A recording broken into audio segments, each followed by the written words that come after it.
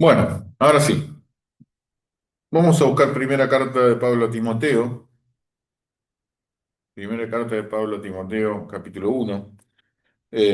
Mientras buscan, hacemos un poco un repaso. Recordarán que estamos hablando del tema de la conciencia. A ver, no sé qué tocaron ahí, alguna propaganda o algo. No, sí toqué, perdón. Eh, Recuerden que estamos viendo el tema de la conciencia, esta es eh, la tercera parte. Seguramente la próxima reunión lo vamos a terminar con la parte 4. Quizás, vamos a ver.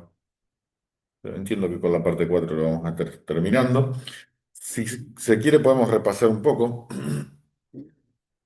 Un tema que decíamos no es de alto impacto, pero sí es de alta importancia conocerlo, de lo que la Biblia nos enseña.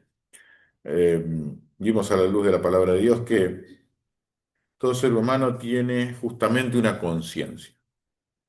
Es un sentido interno que tenemos dentro nuestro de lo que es correcto y de lo que es incorrecto. Es una especie, como se le puede decir, un termómetro moral, un termómetro ético, una caja negra que hay en el corazón de cada persona que en cada momento acusa o defiende, y nos acusa o nos defiende a nosotros mismos respecto de nuestras acciones y nuestros motivos. Decíamos que es así Dios nos programó, ¿no? Nos programó, nos hizo espíritu, alma y cuerpo, y dentro de la parte almática está nuestra conciencia. Eh, y bueno, estuvimos viendo bastantes cosas en la palabra de Dios. Eh, lo vimos, y especialmente el énfasis que hicimos fue la conciencia en un sentido negativo. ¿Por qué decimos en sentido negativo? Porque decimos que Dios nos hizo así, que es una parte de la imagen de Dios que no, no se perdió con el pecado, pero sí se contaminó. Eh, Dice la palabra de Dios que nuestros corazones necesitan ser purificados de mala conciencia, porque la conciencia cuando estamos sin Cristo es mala. Eh, o sea, quien no tiene a Cristo, su conciencia justamente es mala. Lo acusa, lo defiende, pero eh, muchas veces no está, y en su gran mayoría de las veces no está conforme a lo que Dios desea de la persona. Eh, por eso decíamos que la conciencia se puede corromper o se puede contaminar, es lo que decía Pablo escribiendo a Tito, ¿no? Eh, Llevamos el pecado en la sangre, eh, y justamente el hecho de que nuestro ser, ¿qué pasó ahí? Están a full con los ruidos. Eh, el hecho de que nuestro ser justamente tenga originalmente ese pecado, ese mal que nos aleja de Dios y que naturalmente somos así, hace que también nuestra conciencia deje de ser lo que Dios desea que sea en cada ser humano, ¿no? La conciencia se corrompe y dice la Biblia que, y lo dice especialmente Pablo escribiendo a Timoteo, capítulo 4 versículo 2, que la conciencia puede llegar a un punto en donde se puede llegar a cauterizar, a endurecer tanto que parece que está, pero no está. Podríamos decir, es una metáfora que podemos decir, ¿no? Parece que está, pero no está. Alguien puede decir, bueno, ¿cómo hay una persona, por más que no tenga Cristo, puede hacer o cometer alguna bajeza tan grande, como por ejemplo violar a otra persona, matarla, no importarle la vida humana, ser un sociópata, no sé, pueden ponerle el nombre que quieran. Bueno, pasa eso. Ese sentido interno del bien y del mal no es que desapareció, pero está absolutamente inutilizado. Y ya no existe ningún tipo de conciencia de lo que está bien y de lo que está mal. Ya se ha perdido todo tipo de filtro, podríamos decir.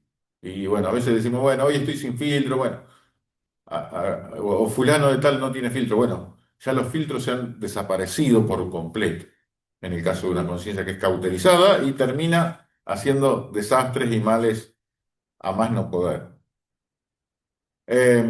Por supuesto, no todo el mundo llega a eso, no todas las personas sin Cristo se vuelven violadores. Eh, Porque hay un montón de condicionamientos, cuestiones sociales, deseos también de de hacer el bien. Una persona sin Cristo, naturalmente que no puede hacer el bien, pero por algún motivo o por otro, si bien está condenado, si bien es una persona que no tiene ninguna posibilidad de salvación sin Cristo, a veces puede mantener eh, cierta urbanidad o cierta conciencia social de modo tal que la perversidad no llega a un extremo. Pero bueno, cuando la conciencia cauteriza llega a los puntos más altos y más terribles que nos podamos imaginar. Bueno, esto es lo que más o menos estuvimos viendo. Pero claro, una cuestión que es crítica y que es importante, también lo estuvimos charlando un poco, es la relación entre la conciencia y el Espíritu Santo. Y es el hecho de que cuando una persona recibe a Cristo, Cristo entra en la vida, el Espíritu Santo entra a su corazón, es el sello que Dios ha puesto como garantía de la salvación, y el Espíritu Santo empieza a desarrollar una obra. Y una de las cosas que hace el Espíritu Santo a través de esa obra es restaurar por completo la conciencia de acuerdo a lo que Dios pensó originalmente para la conciencia del ser humano. Vimos algún ejemplo práctico de respecto de la vida del apóstol Pablo. Eh, pero hoy me gustaría que meditemos en algunos textos que nos dan un poquito más de luz sobre sobre esta cuestión y cómo el Espíritu Santo hace que la conciencia vuelva a ser lo que Dios quería que sea. ¿Sí? Vamos a leer, como decíamos, primera carta a Timoteo, capítulo 1, versículo 5. Eh, si se quiere, tomamos del versículo 3 para llegar al 5. Pablo le decía a Timoteo, como te rogué que te quedases en Éfeso cuando fui a Macedonia para que mandases a algunos que no enseñan diferente doctrina, ni presten atención a fábulas y genealogías interminables que acarrean disputas más bien que edificación de Dios que es por fe. Así te encargo ahora. Esa era la situación que se daba. Eh, Pablo le pedía y le encarecía y le mandaba a Timoteo más que pedirle que, que no permita que se enseñe diferente doctrina más que el Evangelio de Jesucristo. No permita tampoco que se le preste atención a fábulas, a historias medio ficticias, a genealogías interminables o a situaciones que quizás podían ser de alto nivel académico, pero que lo único que hacían era generar disputas, peleas, eh, discusiones, si se quiere, bizantinas, y que para nada permitían la edificación del pueblo de Dios, ¿no? Y explica por qué. Bueno, el propósito, dice Pablo, versículo 5, pues el propósito de este mandamiento, de este pedido que le hace, pedido contundente, con fuerza de mandamiento, pues el propósito de este mandamiento es el amor nacido de corazón limpio y de buena conciencia y de fe no fingida. El propósito de este mandamiento es el amor nacido de corazón limpio y de buena conciencia y de fe no fingida. Toda enseñanza debe producir lo que Pablo dice acá, ¿no? Eh, Ese es el resultado que tiene que tener toda enseñanza que se precie de tal cuando abrimos la palabra de Dios. Que haya en la vida de las personas, eh, que haya en mi vida cada vez que me encuentro con el Señor, cada vez que tengo un encuentro personal con Él, eh, que pueda crecer ese amor nacido del corazón limpio, que nuestro corazón pueda justamente ser verdaderamente limpio, pueda estar no solamente limpio en nuestras acciones, sino limpio en nuestro corazón, limpio en nuestras motivaciones también. Veíamos, ¿se acuerdan? Filipenses capítulo 4 cuando dice Pablo que les pide que tienen que pensar en todo lo honesto, en todo lo que es de buen nombre, y dice en todo lo justo, es decir, todo lo que es correcto delante de Dios. Pero no solamente en todo lo justo, sino también en todo lo puro. Recuerden que algo puede ser justo y un pensamiento puede ser justo, pero puede que no sea puro. O sea, yo estoy pensando lo correcto delante de Dios, quiero hacer acciones que son correctas delante de Dios, pero mis motivaciones no son puras. Mis motivaciones persiguen otro fin, un fin oculto, un fin que no quiero blanquear, un propósito que lo tengo guardado dentro mío. Entonces, algo puede ser justo, puede ser objetivamente correcto, pero dentro de mi corazón, por más que sea justo y sea correcto y objetivamente no tenga nada para reprocharse dentro de mi corazón, si mi motivación no es el deseo verdadero de agradar a Dios. Eso puede ser justo, pero puede que no sea puro. Entonces, dice el apóstol, el deseo, el propósito de este mandamiento es que haya un amor, que crezca ese amor y que nazca de un corazón limpio. No solamente de un corazón limpio, sino también de una buena conciencia y también de una fe no fingida, es decir, literalmente una fe no hipócrita. Eso es el texto, la traducción, si se quiere. Pero ¿a qué apuntar? A que nuestra conciencia, a la luz de la palabra de Dios, se puede ir perfeccionando. Y esa conciencia que leíamos en hebreo, que era mala, porque los corazones tienen que purificarse de mala conciencia, esa conciencia puede volverse una conciencia buena, una conciencia tal cual como Dios la programó. Eh, si ustedes me acompañan en el libro de Hechos, en el capítulo 24, Pablo está haciendo una defensa ante el gobernador Félix. Y una de las cosas que el apóstol dice respecto de su ministerio, de su trabajo, de su predicación,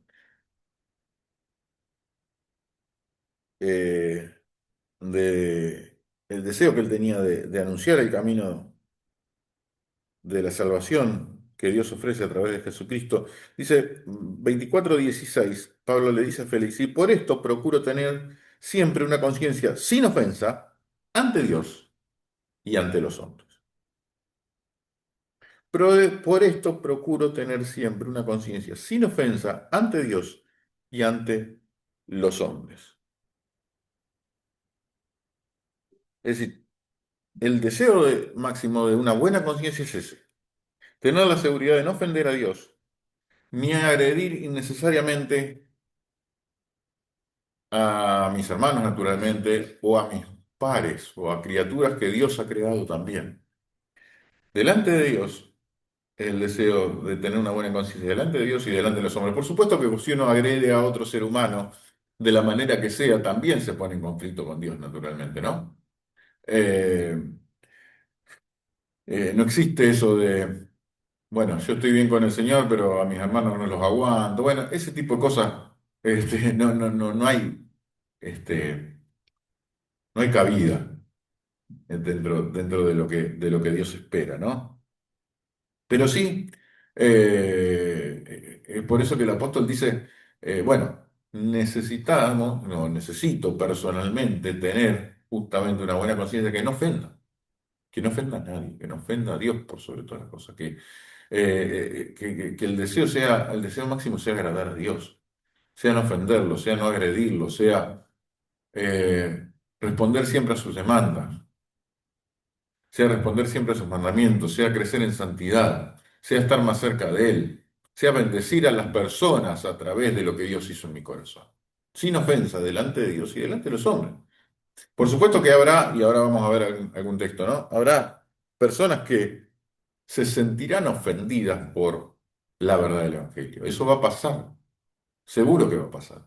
Pero una cosa es eso y otra cosa es simplemente la ofensa por la ofensa misma, la ofensa gratuita, la agresividad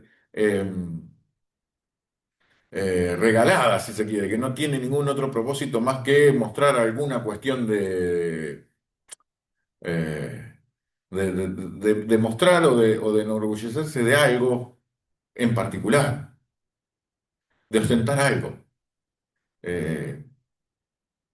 La Biblia habla muchas veces de la ostentación, ¿no? Y se puede ostentar de distintas maneras, se puede ostentar las posesiones, naturalmente, pero se puede ostentar también la belleza, se puede ostentar el conocimiento, se puede ostentar, no sé, los logros, se puede ostentar respecto de cuestiones que hayan logrado familiares nuestros o nuestros hijos o lo que fuere.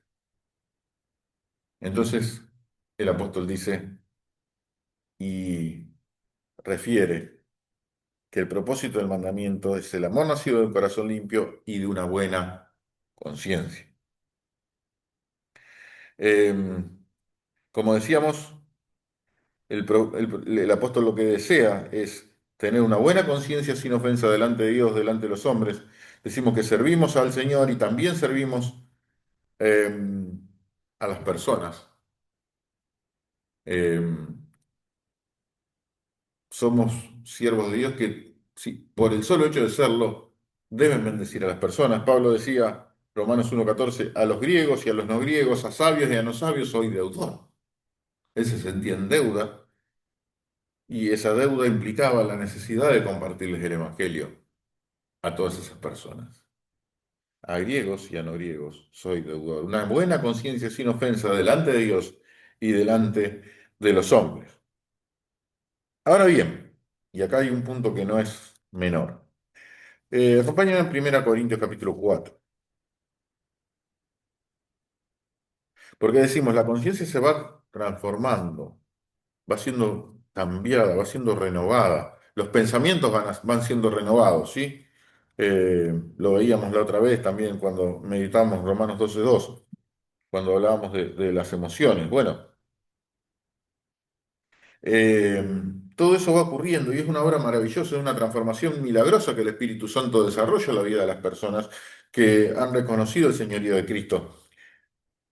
Pero una cuestión no menor es que tener una conciencia que no nos acusa, o tener una buena conciencia, o tener una conciencia que nos aprueba, es algo crítico, es algo importantísimo, es algo central, pero no necesariamente es suficiente.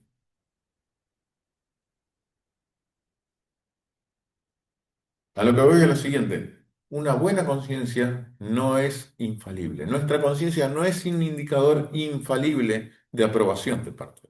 Eso lo sabe el Señor realmente.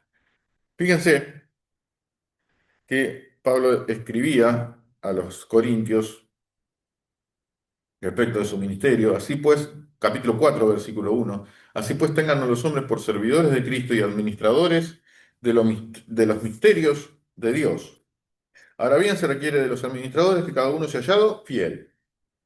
Yo muy poco tengo el ser juzgado por ustedes o por tribunal humano, y ni aun yo me juzgo a mí mismo. ¿Por qué? Porque, aunque de nada tengo mala conciencia, no por eso soy justificado, pero el que me juzga es el Señor.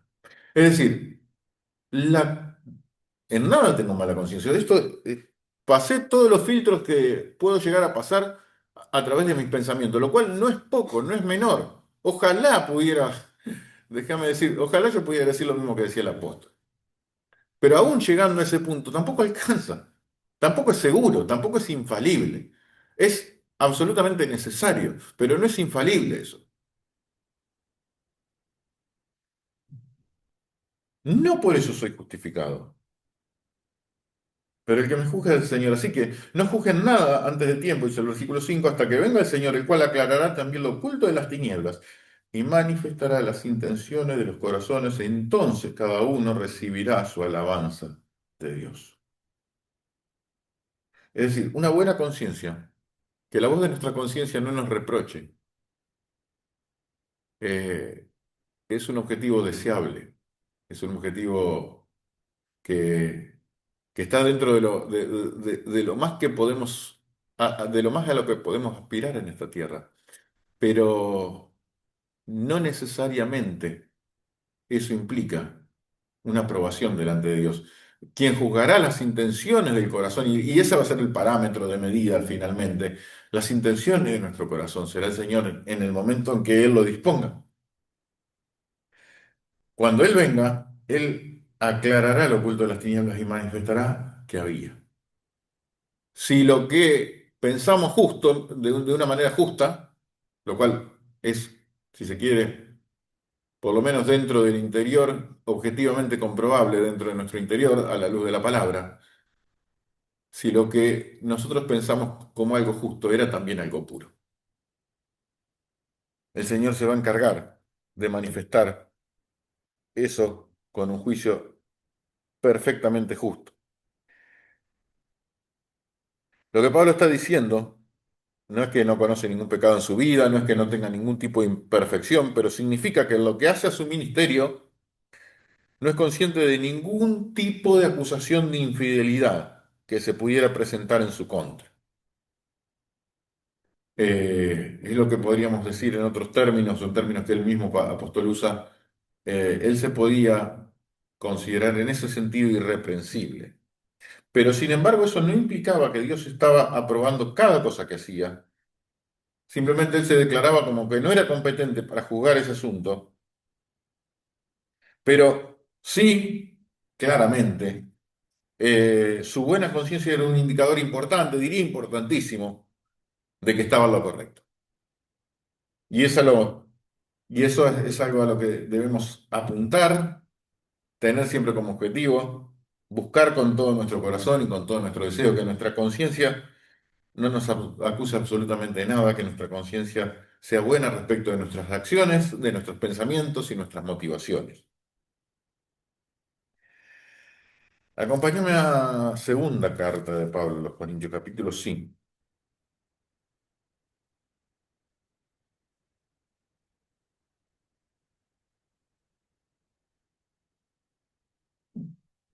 donde acá se repite algo que habíamos visto ya en otros casos, en otros pasajes, en otros ejemplos, y de lo difícil a veces que es llegar a este punto, pero que también es absolutamente necesario que aspiremos a llegar, ¿no? Dice Pablo, segunda carta a los Corintios, capítulo 5 versículo 11, pues, el temor del Señor, conociendo pues el temor del Señor, persuadimos a los hombres, pero a Dios le es manifiesto lo que somos. Y espero que también lo sea a vuestras conciencias, espero que también lo sea a sus conciencias. A Dios le resulta claro lo que hago. Espero que su conciencia también lo haga claro para ustedes también, es lo que está diciendo el apóstol, ¿no? Nuevamente está poniendo a Dios por testigo.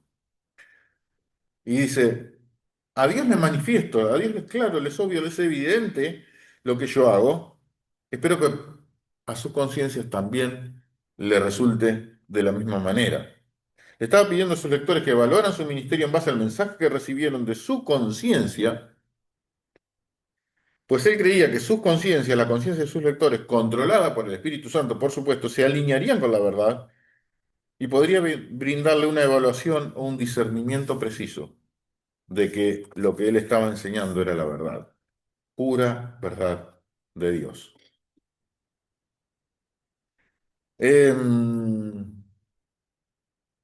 Compañeros, primera carta del apóstol Pedro, capítulo 3.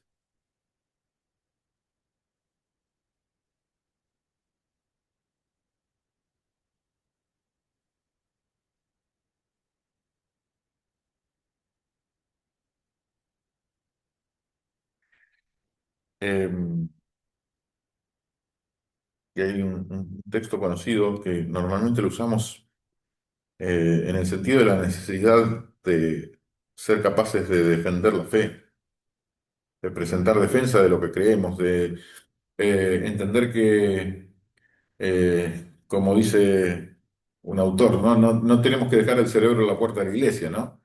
Creer es también pensar. Eh, y dice el apóstol Pedro, y fíjate cómo que mete una clausulita ahí en el medio. Eh, Primera carta de Pedro, capítulo 3 versículo 13. ¿Y quién es aquel que les podrá hacer daño si ustedes siguen el bien? Mas también si alguna cosa padecen por causa de la justicia, bienaventurados son.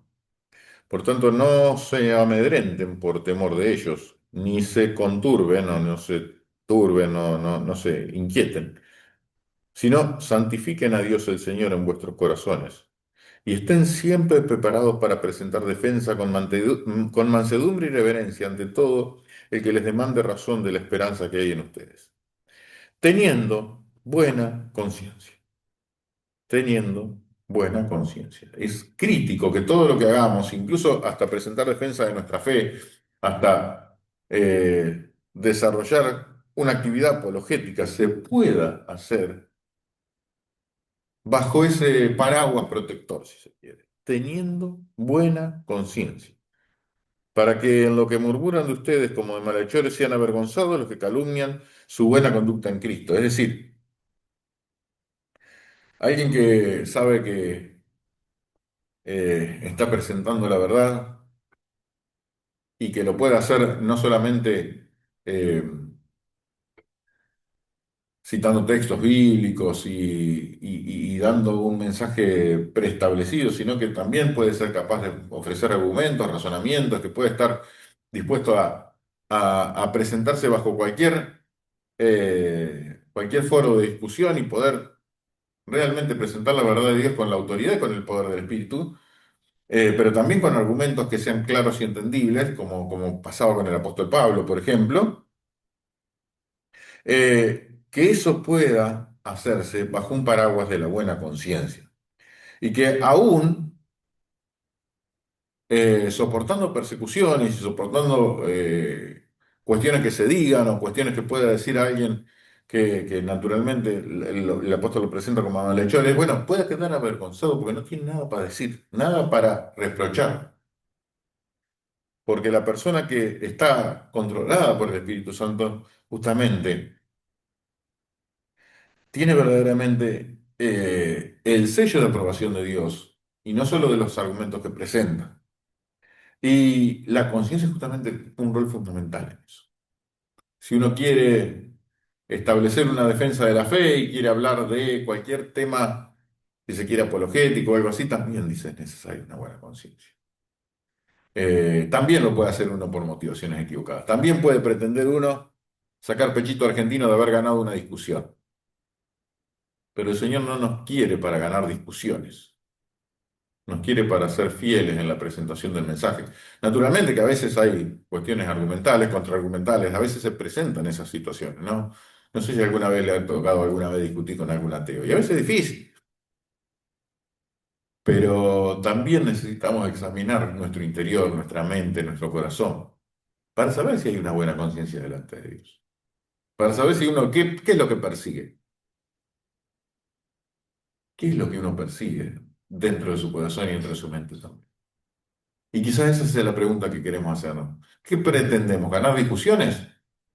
Bueno, por ahí la podés ganar o por ahí la podés perder. Pero el corazón de la pregunta no pasa por ahí. Pasa por verdaderamente. Si vos estás sirviendo a Dios y lo estás haciendo de corazón y con motivaciones puras. O si no es así. Dice, claro, dice, puede haber enemigos del Evangelio, puede haber falsas acusaciones, pero esas falsas acusaciones, si alguien eh, vive en santidad y lo ha santificado el Señor en su corazón y estuvo preparado y defendió la fe, claro, serán acusaciones que quedarán sin fundamento, que en algún momento, tarde o temprano, avergonzarán a quienes hicieron esas acusaciones. Pero aún esa práctica o esa necesidad requiere que tengamos una buena conciencia y que justamente la conciencia no solamente que no nos acuse, sino que nos apruebe delante de Dios. Último texto. Segunda carta a los Corintios, capítulo 1, versículo 12. Y con esto por ahí podemos cerrar la parte de la conciencia en sentido positivo. Segunda carta a los Corintios, capítulo 1, versículo 12.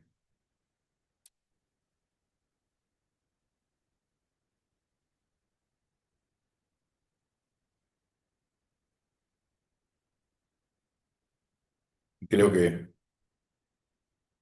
a eso es lo que podemos apuntar y deseamos apuntar bajo cualquier circunstancia, porque nuestra gloria es esta, el testimonio de nuestra conciencia que con sencillez y sinceridad de Dios, no con sabiduría humana, sino con la gracia de Dios, nos hemos conducido en el mundo y mucho más con ustedes. Si uno puede colgarse una medallita eh, y sin que ello implique un orgullo en sentido negativo, como hemos visto alguna vez, si uno puede gloriarse de algo, justamente es eso, el testimonio de una buena conciencia delante de haber sido sencillos, de haber sido sinceros, de haber presentado la gracia de Dios bajo cualquier circunstancia, bajo cualquier situación, en cualquier contexto. Y por último, me gustaría terminar con una reflexión que hace un autor eh, que habla mucho de esto. Se llama Charles Stanley, creo que muchos quizás lo conozcan, hayan leído libros de él. Eh, Stanley tiene un libro muy lindo que se llama La maravillosa vida llena del espíritu. Eh, y él dice, ¿por qué hago tanto énfasis? Él habla también sobre el tema de la conciencia y toma el tema y lo aborda. Y dice, ¿por qué hago tanto énfasis en estas cuestiones? Dice Stanley. Y dice, muchas veces eh, muchos cristianos en muchos círculos, aún de personas que hace mucho tiempo eh, están en Cristo y tienen al Señor y demás. Muchas veces no estamos seguros cuando el Espíritu Santo nos habla a nuestra conciencia, cuando el Espíritu Santo nos habla, cuando Dios nos habla. Pero sí estamos seguros cuando nos habla nuestra conciencia. Bueno, finalmente la conciencia es eso, es una herramienta en las manos del Espíritu Santo. La vida del Espíritu es esencialmente práctica. Y claro, ojo, cierto es que si hay pecado en nuestra vida, si hay cosas que están sin arreglar, sin resolver, eh, si hay rencores, si hay todavía resquemores, eh, si hay pecados sin confesar, seguramente nuestra conciencia no tendrá la función que Dios desea que tenga. Seguramente nuestra conciencia no estará alineada.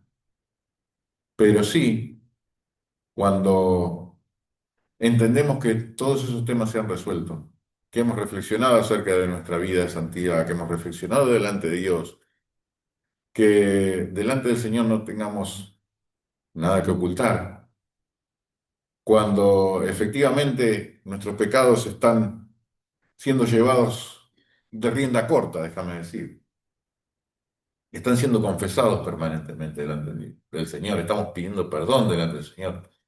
Cuando eso ocurre, entendemos que si la voz de nuestra conciencia nos habla, que seguramente nos habla, bueno, ahí el Espíritu Santo estará involucrado. Naturalmente que debemos hacer un autoexamen muchas veces muy minucioso, muy detallista, eh, respecto de nuestras acciones, respecto de nuestros pensamientos, respecto de nuestros sentimientos, respecto de nuestras emociones incluso también. Y luego de eso entender que la conciencia, bajo el control del Espíritu Santo, nos habla, nos llama, nos dice, pará, por acá, por este lado no vayas, tené cuidado, ojo,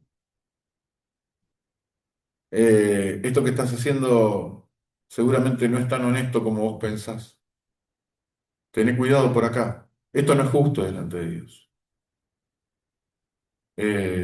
Andá por otro lado, esto es justo, pero estás teniendo una motivación incorrecta, corregí, pedí perdón. Bueno, ese es el día a día de un hijo de Dios.